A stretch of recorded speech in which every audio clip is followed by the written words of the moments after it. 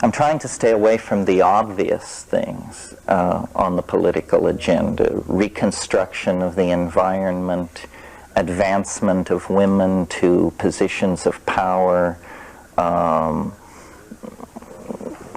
promotion of multiculturalism, this sort of thing, because these are, to my mind, basically cliches. Not that I don't agree with them, but they're not particularly interesting.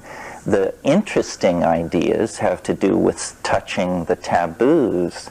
As we approach the millennium, it's going to become increasingly important to, if not control, certainly regulate and monitor the irrational element among us, which is a curious concept because largely we are the irrational element. However, we're not nearly as irrational as you might wish to be assured. Just listen to what's on AM radio on Sunday morning and you'll discover that you ain't irrational. You represent an extremely high slice of rationality compared to the foment that builds in those that follow what we euphemistically call the way of cheeses. And this is going to pose social problems as we manage our way through the millennium. It did at the last millennium.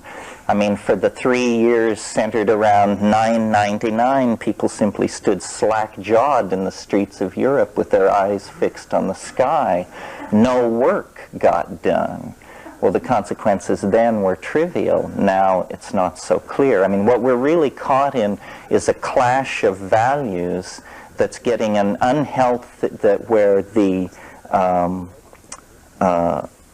traditionalist side is getting an unhealthy handicap because of calendrical coincidence.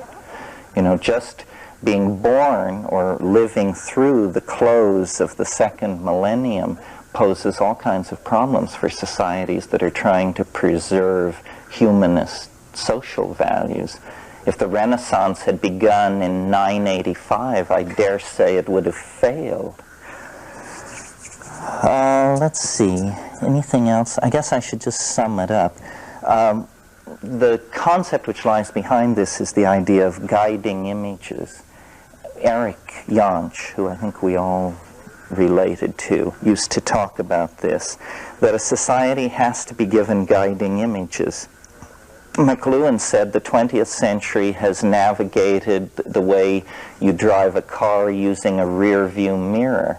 In other words, almost entirely without guiding images.